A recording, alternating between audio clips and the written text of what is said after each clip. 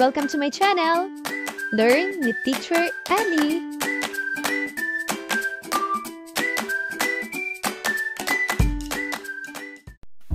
Grade 2, Revised K-12 Curriculum, Quarter 3, Good Manners and Right Conduct, Week 4, Day 1. Mga layunin. Pagkatapos ng aralin, ang mga mag-aaral ay inaasahang natutukoy ang mga paraan ng pagpapasalamat sa kabutihan ng kapwa. Magandang araw sa inyong lahat! Maaari rin ba ninyong batiin ng magandang araw ang inyong mga kamag-aral? Simulan natin ang ating klase sa isang kamustahan. Sige nga at harapin ninyo ang inyong katabi at kamustahin siya. Hayaan ninyo rin na kayo ay makumusta ng inyong kaklase. Tanungin siya kung ano ang ipinagpapasalamat niya ngayong araw na ito.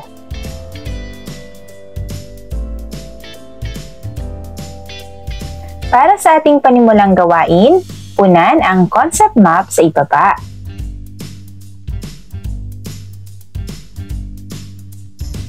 Matapos makinig sa pagbabahagi ng inyong kamag-aral, kayo ba ay sumasang-ayon sa kanila?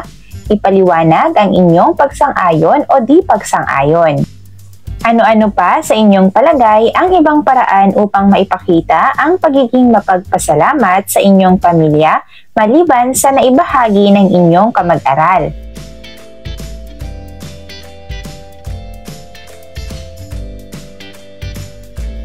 Sa araw na ito, ang mga mag-aaral ay inaasahang natutukoy ang mga paraan ng pagpapasalamat sa kabutihan ng kapwa. Ngayong araw ay pag-uusapan natin at tutukuyin ang mga paraan ng pagpapasalamat sa kabutihan ng kapwa. Mga bata, basahin ang salitang nakapaskil sa PowerPoint at sagutin ang tanong. Pagkilala. Ngayon, anong salitang ugat ng salitang pagkilala? Ano para sa inyo ang kahulugan ng salitang ito?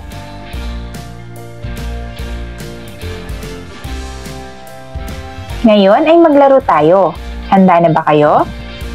Mga panuto. Una, itaas ang inyong kanang kamay kung sa palagay ninyo ang sasabihin ko ay paraan ng pagkilala sa mga kabutihang nagawa ng kapwa. Pangalawa, kung hindi naman, itaas ang inyong kaliwang kamay. Para naman sa mga guro, narito ang mga maaaring sabihin ng guro.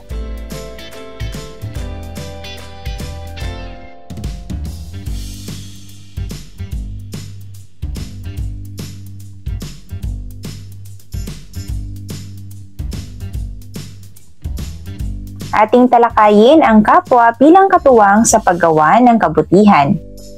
Ngayon ay magbasa tayo. Handa na ba kayo? Ito ay pinamagatang ang kagandahang loob. Ang kagandahang loob. Nag-aaral si Manoa at ang kanyang kapatid sa sala nang dumating ang kanilang tito, tita at pinsan. Dali-dali silang tumayo at nagmano sa kanilang tito at tita at bumati sa kanilang pinsan. "Oh, para sa inyo ito," sabi ng kanilang tita habang inaabot ang mainit-init pang mga siopaw. "Wow, salamat po!" Masayang sambit ng magkapatid. "Tito, pwede po ba naming makalaro ng habulan ang aming pinsan sa labas?" tanong ni Manoa. "Sige, mag-iingat lamang kayo," sagot ng tito ni Manoa. "Yehey, thank you po," tugon ni Manoa. Habang naghahabulan sa labas, napatid si Manoa at nadapa. Mabilis siyang nilapitan ng kanyang pinsan at tinulungang tumayo. Nakita nila na may sugat ang tuhod ni Manoa. Inakay si Manoa ng kanyang pinsan at kapatid papunta sa gripo at tinulungan siyang hugasan at sabunin ang sugat. Inakay muli nila si Manoa papasok ng bahay. Pagpasok sa bahay, tinawag ng kanyang pinsan ang nanay ni Manoa at sinabi ang nangyari. Kumuha ng gamot ang nanay ni Manoa at kinamot ang sugat. "Maraming salamat sa kagandahang loob ninyong lahat. Paumanhin at naabala pa kayo," sabi ni Manoa sa mga tumulong sa kanya. Walang anuman, Manoa. Mahal ka naming lahat. Tugon ng pinsan niya. Mahal ko rin kayo, sambit ni Manoa. At niyakap niya ang kanyang kapatid, pinsan at nanay. Ngayon, sino-sino ang mga tauhan sa kwento?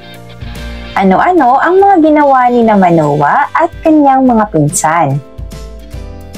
Anong katangian ng isang bata ang ipinakita ni Manoa? Nagawa mo na ba ang ginawa ni Manoa at ng kanyang mga pinsan? Ibahagi ito sa klase. At dapat bang tularan ang kanilang mga ginawa? Bakit? Ipaliwanag.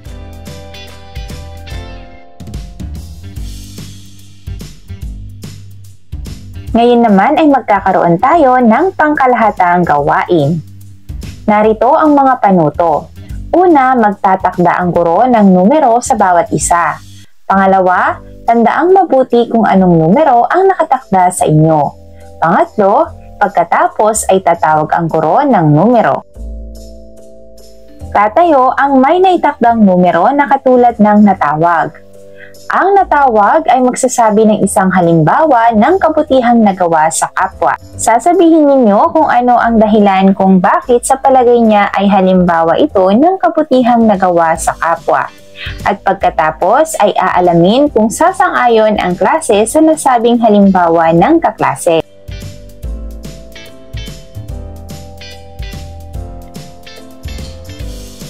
Ngayon naman ay magkakaroon tayo ng pangkatang gawain. Narito ang mga panuto. Bubuo ng 5 pangkat ang klase. Bibigyan ng sitwasyon ang bawat pangkat. Isasadula ng bawat pangkat ang ibinigay na sitwasyon sa harap ng klase.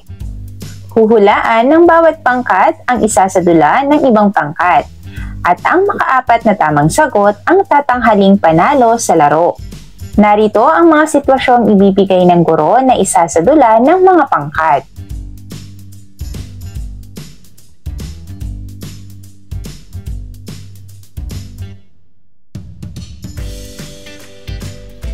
Sundin ang panuto ng ating gawain. Una, magkakaroon ng think pair share na gawain. Pangalawa, humanap ng iyong kapareha. Pangatlo, sagutin ang tanong batay sa mga sitwasyon na ibibigay ng guro. Pang-apat, pumili lamang ng 2 mula sa 5 sitwasyon. At pang-5, ibahagi at ipaliwanag ang iyong kasagutan sa iyong kapareha. Anong gawain sa tahanan na kayang gampanan ng isang batang tulad mo ang makatutugon sa bawat sitwasyon para maipakita ang pagiging mapagpasalamat? Narito ang mga sitwasyon. Una, binigyan ka ng baon sa eskwela. Pangalawa, pinahiram ka ng laruan ng iyong kapatid. Pangatlo, pinayagan kang maglaro sa labas ngunit may oras lamang. Pang-apat, pinatawad ka ng iyong magulang sa iyong pagkakamali. At pang-5, niregaluhan ka ng bagong damit sa iyong kaarawan.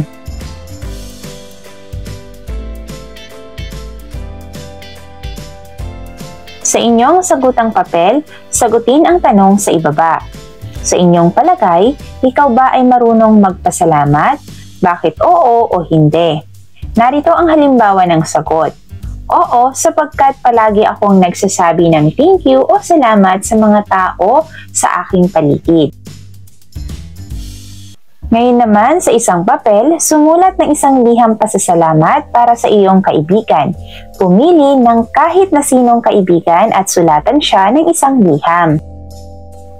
Day 2. Mga layunin. Pagkatapos ng aralin, ang mga mag-aaral ay inaasahang na iisa-isa ang mga paraan ng pagpapasalamat sa kabutihan ng kapwa. Magandang araw sa inyong lahat. Maaari rin ba ninyong batiin ng magandang araw ang inyong mga kamag-aral? Muli nating simulan ang ating klase sa isang kumustahan. Sige nga at humanap kayo ng panibagong kapareha at kumustahin siya.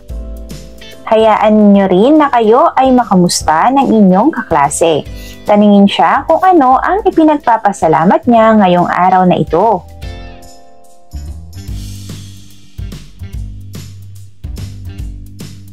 Naaalala pa ba ninyo ang mga napag-usapan natin kahapon tungkol sa mga kilos o gawain na nagpapakita ng pagiging mapagpasalamat? Sige nga at ating subukan. Kung sa palagay ninyo ay nagpapakita ng pagiging mapagpasalamat ang gawain, kayo ay tumayo. Kung hindi naman ay manatiling nakaupo lamang.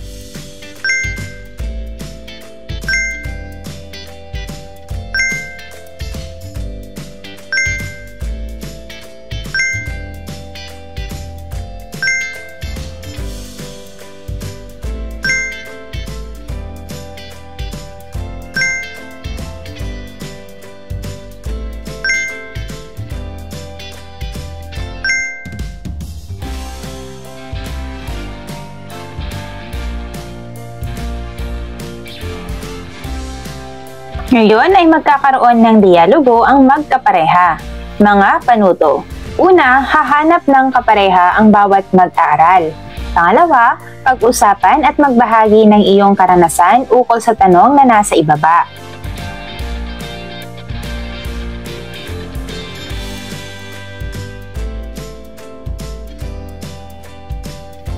Pangatlo, bibigyan lamang ng 3 minuto upang makapagbahagi sa iyong kapareha.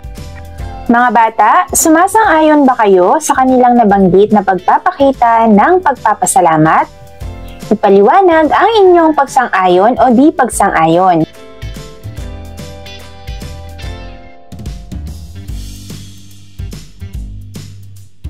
Sa araw na ito, ang mga mag-aaral ay inaasahang na iisa-isa ang mga paraan ng pagpapasalamat sa kabutihan ng kapwa. Ngayong araw ay pag-uusapan natin at iisa-isahin ang mga paraan ng pagpapasalamat sa kabutihan ng kapwa. Punan ang Venn diagram sa ibaba at sagutin ang mga tanong. Mga bata, ano para sa inyo ang kahulugan ng mga salitang nakapaskil sa pisara? Ano sa tingin ninyo ang kaugnayan ng mga salita sa isa't isa?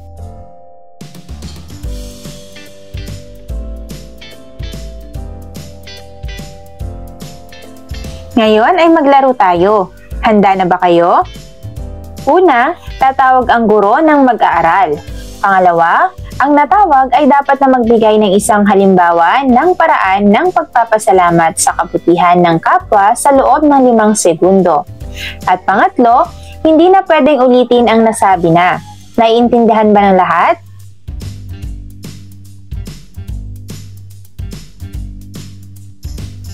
Ating talakayin ang kapwa bilang katuwang sa paggawa ng kabutihan. Ngayon ay magbasa tayo. Handa na ba kayo? Ang ating babasahin ay pinamagatang Mabubuting Kapwa. Mabubuting kapwa. Oras ng recess. Kumakain sina Manoa sa loob ng kanilang silid. Manoa, may isa pa akong tinapay. Sa iyo na lang ito, sabi ng kaklase ni Manoa. Salamat, sagot ni Manoa. Mayroon naman akong isa pang mansanas. Sa iyo na lang din ito, sambit ni Manoa. Salamat din, tugon ng kanyang kaklase. Pagkatapos kumain ay sininot ni Manoa ang kanyang mga basura at itinapon sa basurahan.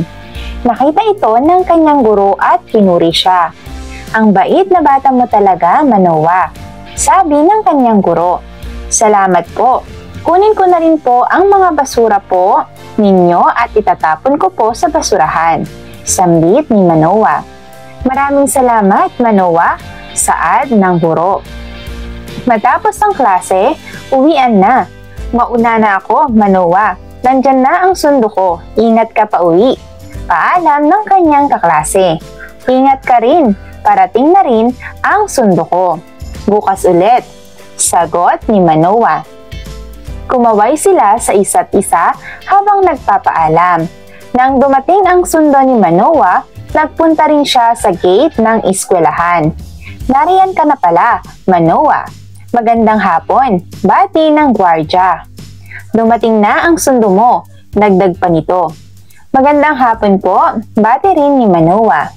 Salamat po, uuwi na po ako. Ingat po kayo, paalam niya habang kumakaway sa nakangiting gwardya. Mga bata, sino-sino ang mga tauhan sa kwento? Ano-ano ang mga ginawa ni Manoah? Ano ang katangian ng isang bata ang ipinakita ni Manoah?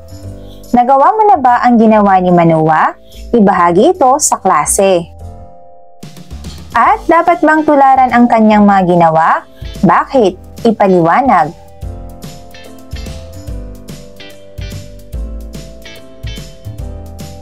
Ngayon ay magkakaroon tayo ng pangkalahatang gawain. Una, magsusulat o magpapaskil ang guro ng mga gawain sa pisara. Pangalawa, kung sa palagay ninyo ang gawaing nakasulat ay kumakatawan o may kaugnayan sa pagpapasalamat sa kabutihan ng kapwa, kayo ay papalakpak. Pangatlo, kung sa palagay naman ninyo ay hindi ito kumakatawan o walang kaugnayan sa pagpapasalamat sa kabutihan ng kapwa, itaas ninyo ang inyong dalawang kamay at braso at gumawa ng X. Narito ang mga gawaing maaaring isulat ng guro.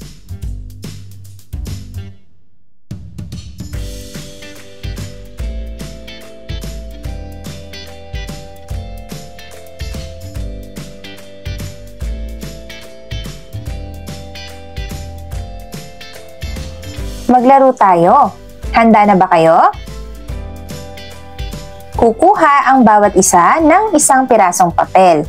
Isusulat sa papel ang isang bagay na ginagawa ninyo sa inyong kapwa. Pagkatapos ay ilalagay ang papel na ito sa garapon na nasa unahan.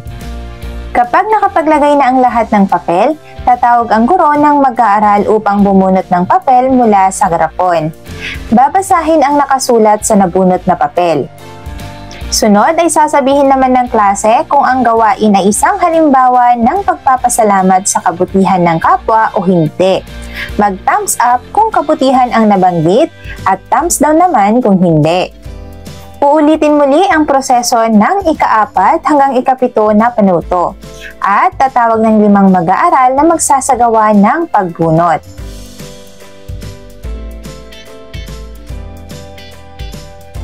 Sundin ang panuto ng ating gawain. Una, magkakaroon ng pangkatang gawain. Pangalawa, bubuo ng pangkat na may 3 miyembro. Pangatlo, sasagutin ang tanong batay sa mga sitwasyon na ibibigay. Pang-4, pumili lamang ng 2 mula sa 5 sitwasyon. At pang-5, ibahagi at ipaliwanag ang iyong kasagutan sa iyong kapangkat. Narito naman ang mga gabay na tanong. Ano ang gawain sa eskwelahan na kayang gampanan ng isang batang tulad mo ang makatutugon sa bawat sitwasyon para maipakita ang pagiging mapagpasalamat? Bakit ito ang iyong naging kasagutan? Ipaliwanag sa iyong kapangkat. Narito naman ang mga sitwasyon.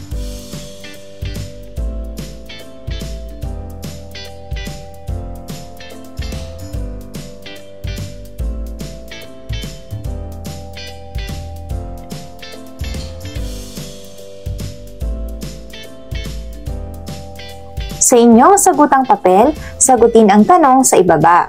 Ikaw ba ay nakapagpasalamat ngayong araw? Kung oo, isulat sa ibaba ng masayang muka ang iyong ginawang pagpapasalamat. Kung hindi naman, isulat sa ilalim ng muka ang pagkakataon na maaari ka sanang nakapagpasalamat ngunit hindi mo nagawa. Narito ang ilang halimbawa.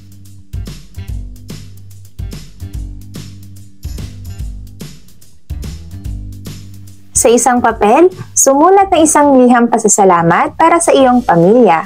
Maaaring pumili na kahit na sinong miyembro ng pamilya. Day 3. Mga layunin.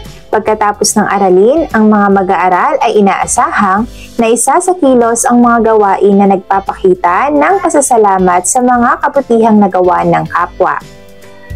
Magandang araw sa inyong lahat! Maaari rin ba ninyong batiin ng magandang araw ang inyong mga kamag-aral? Muli nating simulan ang ating klase sa isang kamustahan. Sige nga at humanap kayo ng panibagong kapareha at kumustahin siya. Hayaan ninyo rin na kayo ay makumusta ng inyong kaklase. Taningin siya kung ano ang ipinagpapasalamat niya ngayong araw na ito.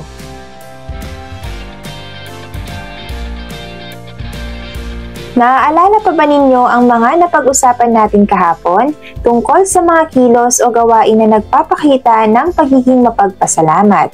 Sige nga at ating subukan. Magbigay ng isang halimbawa ng paraan ng pagpapasalamat sa kabutihan ng kapwa.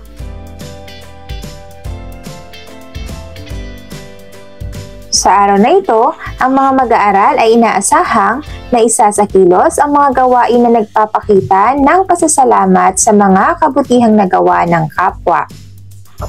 Ngayong araw ay pag-uusapan natin at ating aalamin kung naisasakilos ba natin ang mga paraan ng pagpapasalamat sa kabutihan ng kapwa. Basahin ang salitang nakapaskil sa PowerPoint at sagutin ang tanong. Pagkilala, kabutihan, kapwa. Ano para sa inyo ang kahulugan ng mga salitang nakapaskil sa pisara? Ano sa tingin ninyo ang kaugnayan ng mga salita sa isa't isa?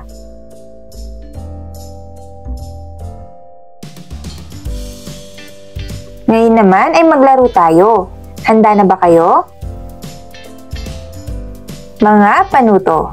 Una, tatawag ang guro ng mag-aaral. Pangalawa, ang natawag ay dapat na magbigay ng mga halimbawa ng paraan ng pagpapasalamat sa kabutihan ng kapwa na kanyang naisasakilos. At pangatlo, paramihan ng mababanggit.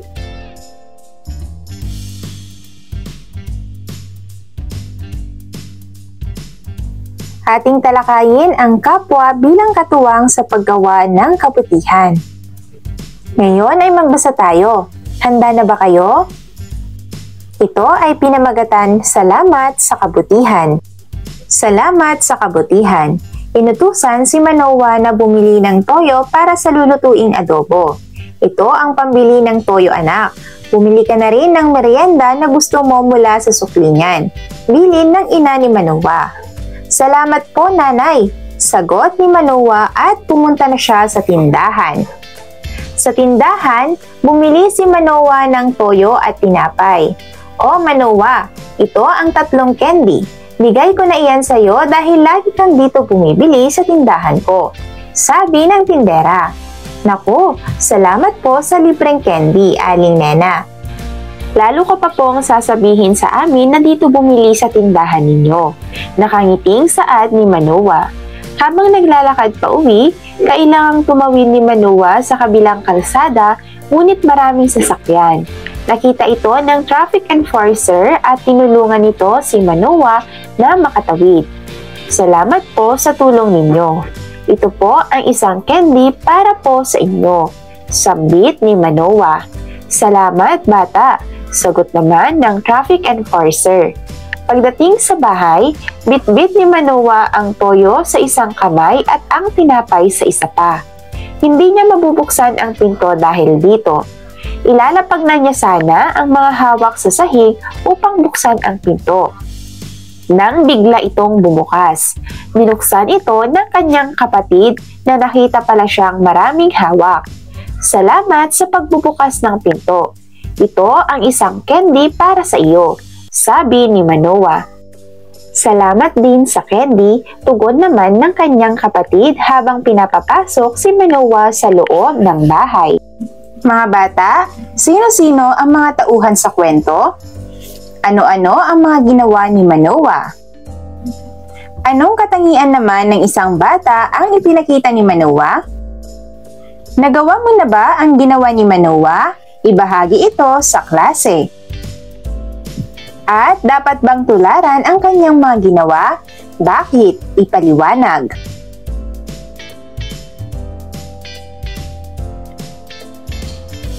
Ngayon ay magkakaroon naman tayo ng pangkatang gawain. Narito ang mga panuto. Una, bubuo ng 5 pangkat ang klase. Pangalawa, bibigyan ang bawat isa ng mga sitwasyon. Pangatlo, isasadula ng bawat pangkat ang ibinigay na sitwasyon tungkol sa kung ano ang dapat gawin na kabutihan sa kapwa na magpapakita ng pagiging mapagpasalamat. Pang-apat, bibigyan ng 3 minuto ang bawat pangkat upang pag-usapan at mag-ensayo. Pang-5, ipapakita ng pangkat ang kanilang ginawang pagsasadula ng sitwasyon sa unahan ng klase.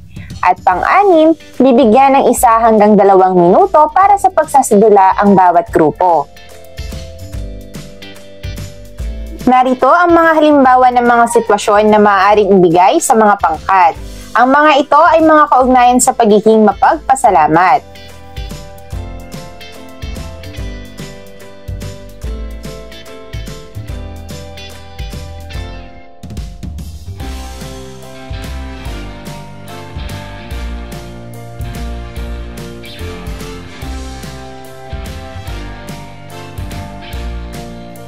Para naman sa individual na gawain, narito ang mga panuto. Una, kukuha ang bawat isa ng papel o kwaderno. Pangalawa, sa inyong papel, gumuhit o sumulat ng 2 gawain na maaari ninyong gawin pag-uwi ng bahay na nagpapakita ng pagpapasalamat sa kabutihan ng kapwa. Pangatlo, pag-uwi ninyo hanggang bukas ng umaga ay dapat na magawa ninyo ang mga gawain na inilista ninyo. Pang-apat, pagkatapos ninyong gumuhit o magsulat ay tatawag ako ng 3 mag-aaral na magbabahagi ng kanilang iginuhit. At pang-5, matapos makapagbahagi ng inyong kaklase ay itataas nila ang kanilang kanang kamay at susunod sa aking sasabihin. Ako, ay nangangako na gagawin ang mga gawain aking iginuhit o inilista mamaya pag-uwi ko sa aming bahay.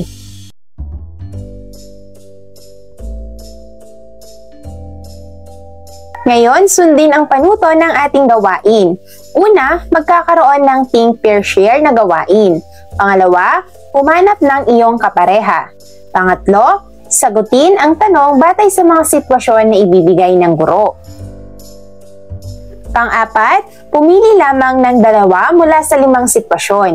Pang-5, ibahagi at ipaliwanag ang iyong kasagutan sa iyong kapareha. Mga bata, ano ang gawain sa pamayanan na kayang gampanan ng isang batang tulad mo ang makatutugon sa bawat sitwasyon para maipakita ang pagiging mapagpasalamat? At bakit ito ang iyong naging kasagutan? Ipaliwanag sa iyong kapareha. Narito naman ang mga sumusunod na sitwasyon.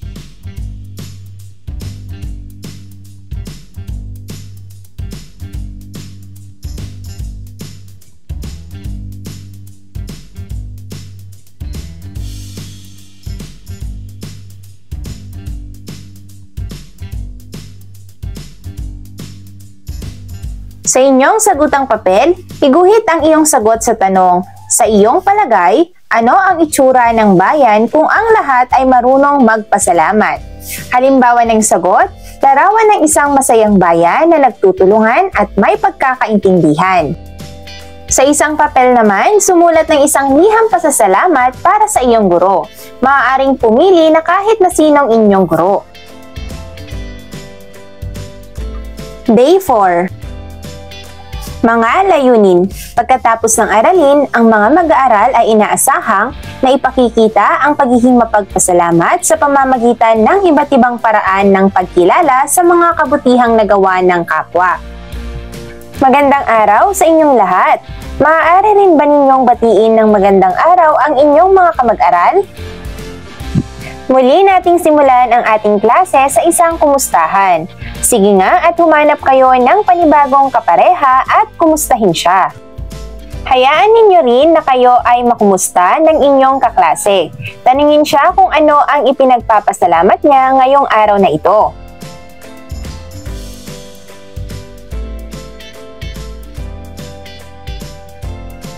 Naalala pa ba ninyo ang mga napag-usapan natin kahapon tungkol sa mga kilos o gawain na nagpapakita ng pagiging mapagpasalamat?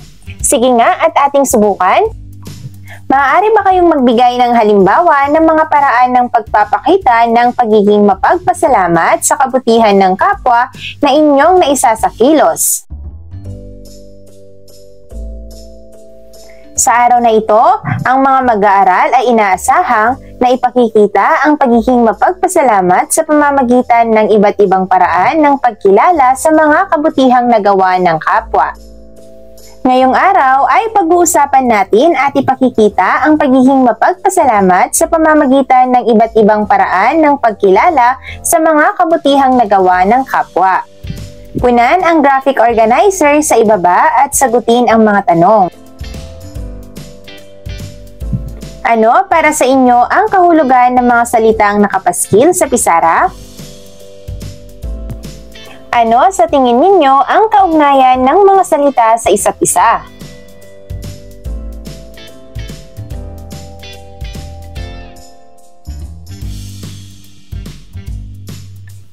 Ating talakayin ang kapwa bilang katuwang sa paggawa ng kabutihan.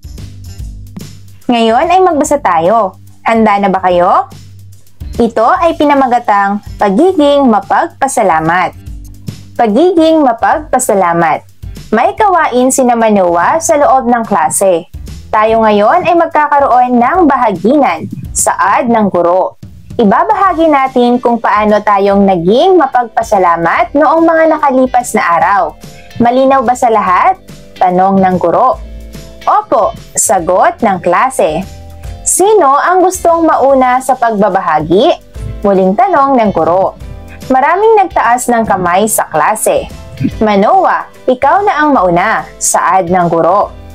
Tumayo si Manoa at nagpunta sa harapan.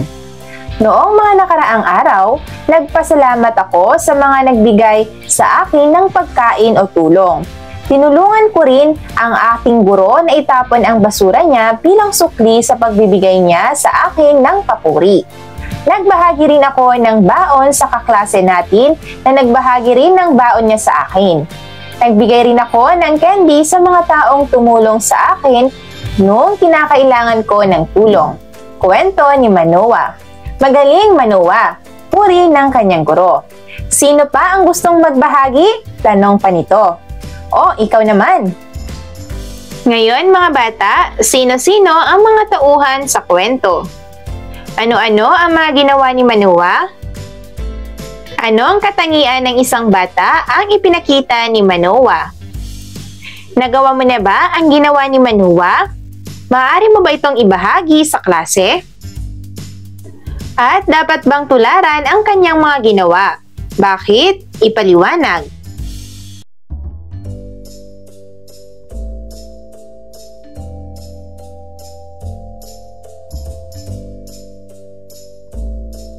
Ngayon naman ay sagutin ang mga sumusunod na tanong. Una, ano sa inyong palagay ang ibig sabihin ng kabutihan sa kapwa?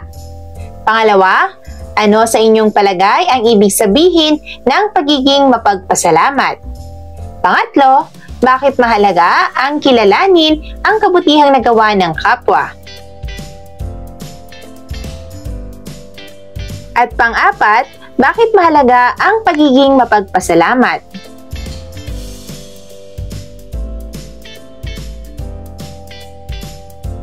Mga bata, naaalala ninyo pa ba ang mga gawain na inilista ninyo kahapon?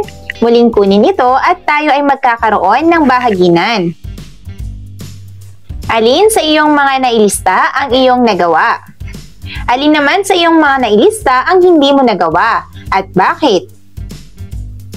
Ano ang pakiramdam mo habang ginagawa ang gawain? Ano naman ang pakiramdam mo matapos gawin ang gawain? At panghuli, ano ang reaksyon ng mga tao sa paligid mo habang ginagawa mo ang gawain? Bakit sa palagay mo ay ganun ang kanilang naging reaksyon?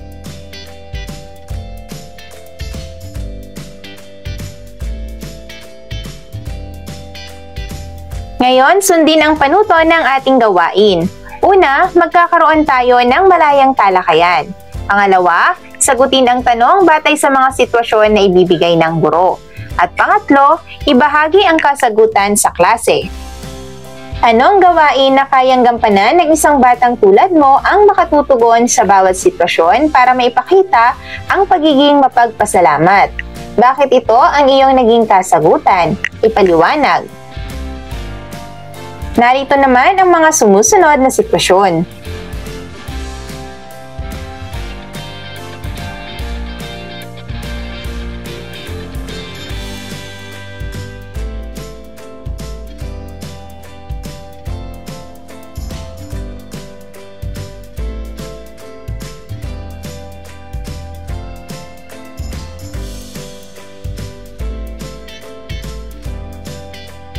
Para sa inyong sagutang papel, gumuhit ng bilog kung ang gawain ay nagpapakita ng pagiging mapagpasalamat.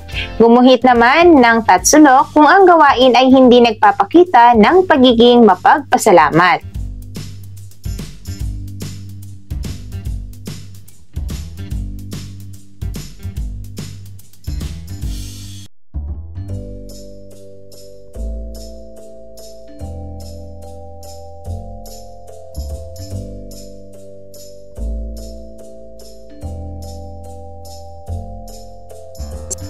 Sa isang papel naman, sumulat ng isang liham pasasalamat para sa iyong sarili.